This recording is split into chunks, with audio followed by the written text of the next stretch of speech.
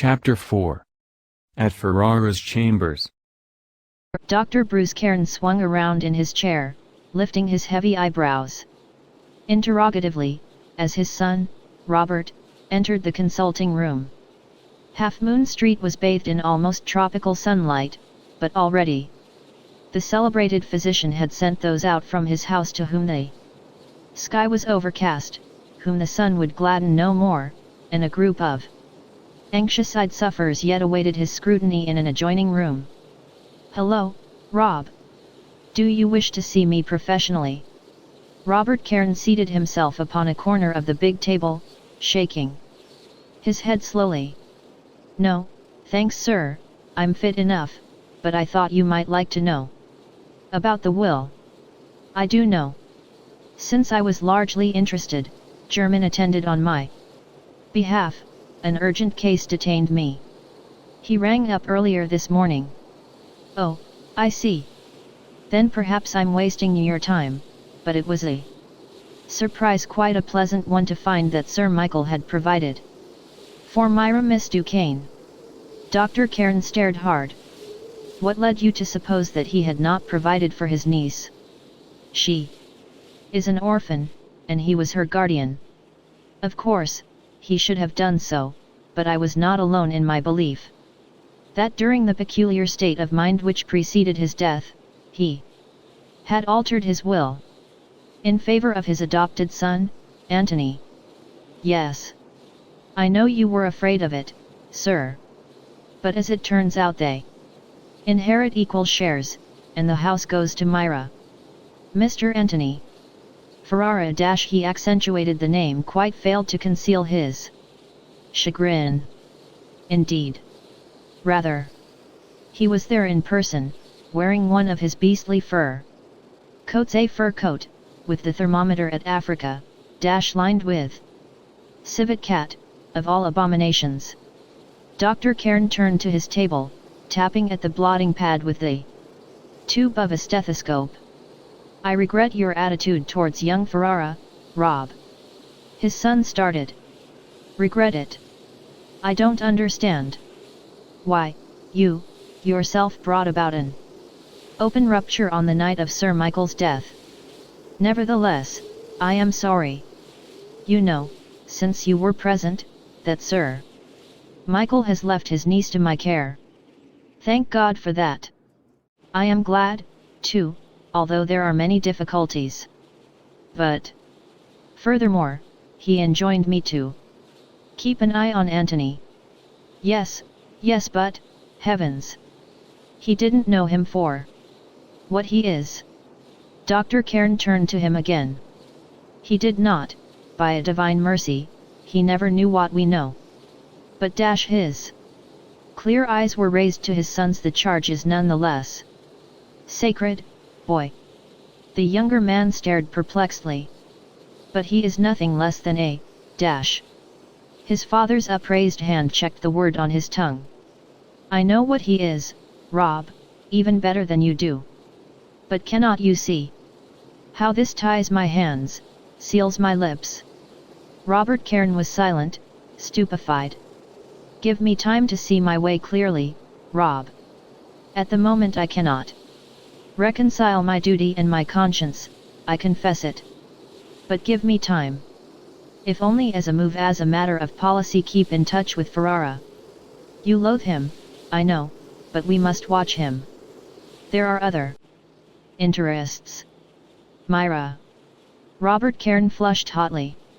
"Yes, I see. I understand. By heavens, it's a hard part to play, but be advised by me, Rob. Meet stealth with stealth. My boy, we have seen strange ends come to those who stood in the path of someone.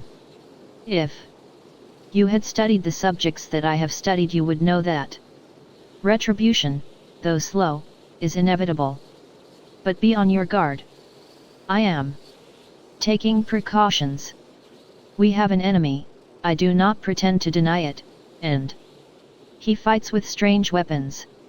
Perhaps I know something of those weapons, too, and I am adopting certain measures. but one defense. And the one for you, is guile stealth. Robert Cairn spoke abruptly. He is installed in palatial chambers in Piccadilly. Have you been there? No. Call upon him. Take the first opportunity to do so.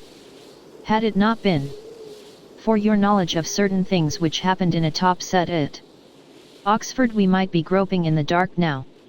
You never liked Antony Ferrara, no men do, but you used to call upon him in college.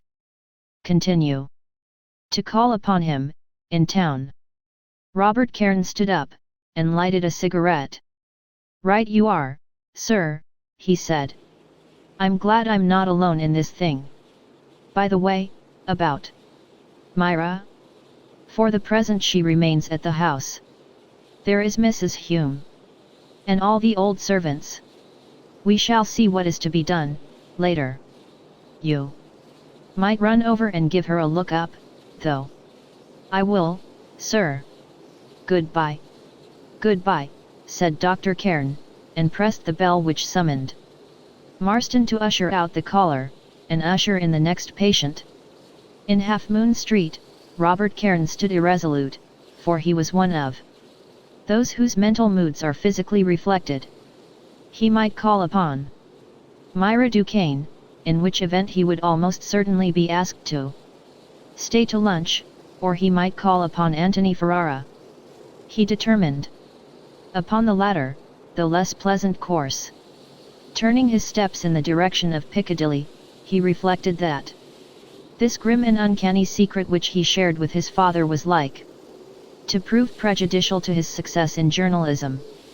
It was eternally uprising, demoniac, between himself and his work. The feeling of fierce resentment towards Antony Ferrara which he cherished grew stronger at every step. He was the spider governing the web that clammily touched Dr. Cairn, himself, Robert Cairn, and Myra Duquesne. Others there had been who had felt its touch, who had been drawn to the heart of the unclean labyrinth and devoured. In the mind of Cairn, the figure of Antony Ferrara assumed the shape of a monster, a ghoul, an elemental spirit of evil. And now he was ascending the marble steps. Before the gates of the lift he stood and pressed the bell. Ferrara's proved to be a first-floor suite, and the doors were opened by an Eastern servant dressed in white.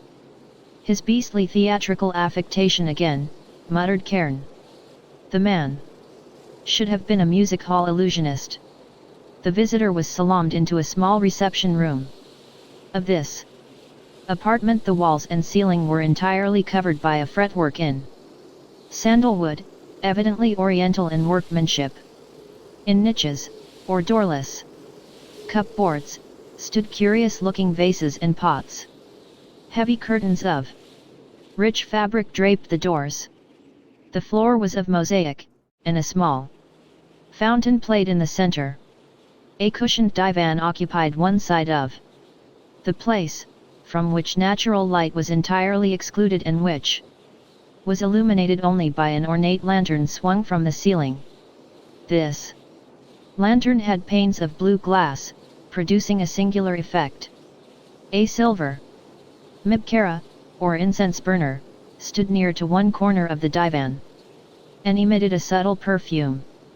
As the servant withdrew, "Good heavens," muttered Cairn, disgustedly, "poor Sir Michael's fortune won't last long at this rate." He glanced at the smoking mibkara. Phew! Effeminate beast.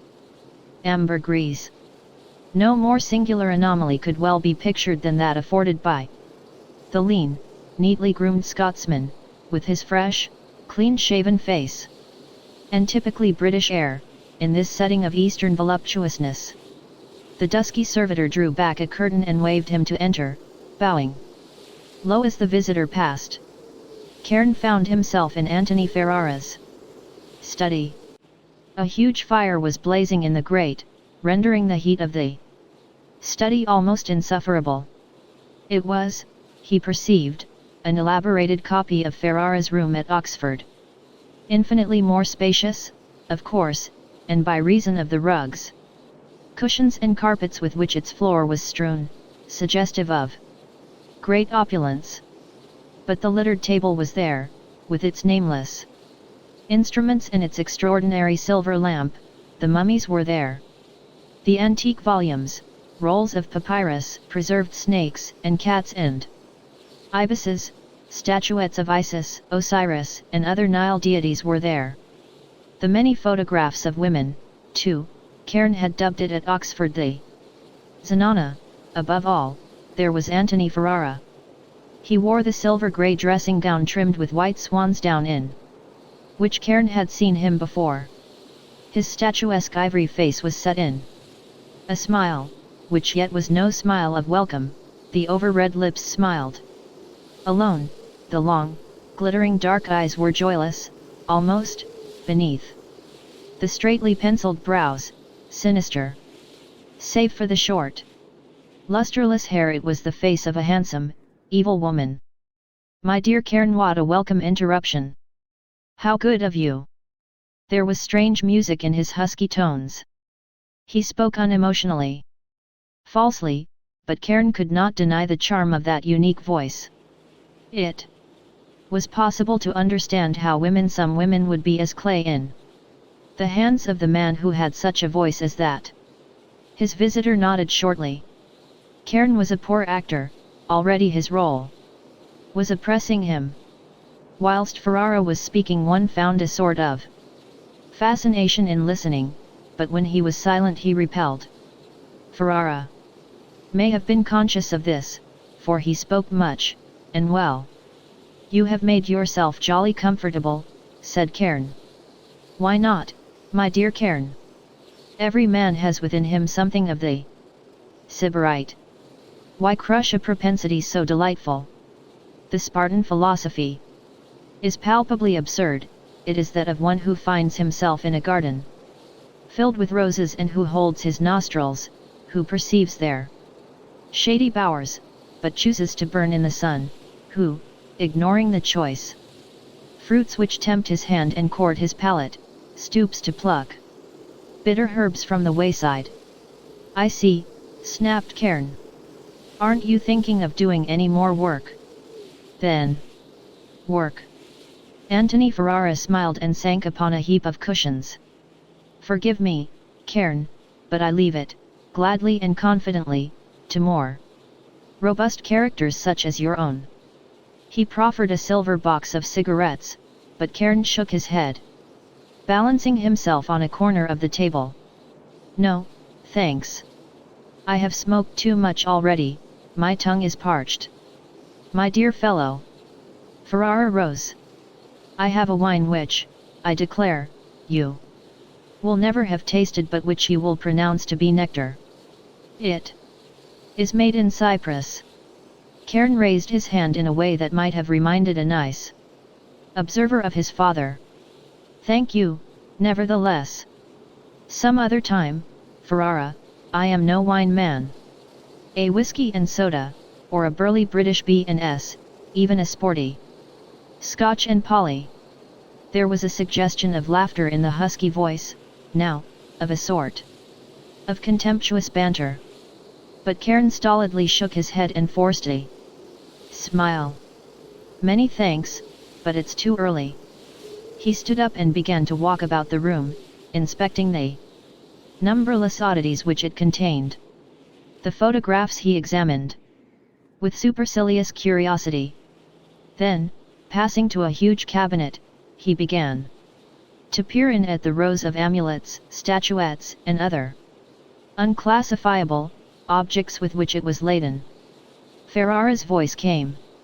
"That head of a priestess on the left, Cairn, is of great interest." The brain had not been removed, and quite a colony of dermestis beetles had propagated in the cavity. "Those creatures never saw the light, Cairn. Yet I assure you that they had eyes. I have nearly 40 of them in the small glass case on the table there. You might like to examine them." Cairn shuddered, but felt impelled to turn and look at these gruesome relics. In a square, glass case he saw the creatures. They lay in rows. On a bed of moss, one might almost have supposed that unclean life yet survived in the little black insects. They were an unfamiliar species to Cairn, being covered with unusually long, black hair, except upon the root of the wing cases where they were of brilliant orange. The perfect pupae of this insect are extremely rare, added Ferrara informatively. Indeed, replied Cairn.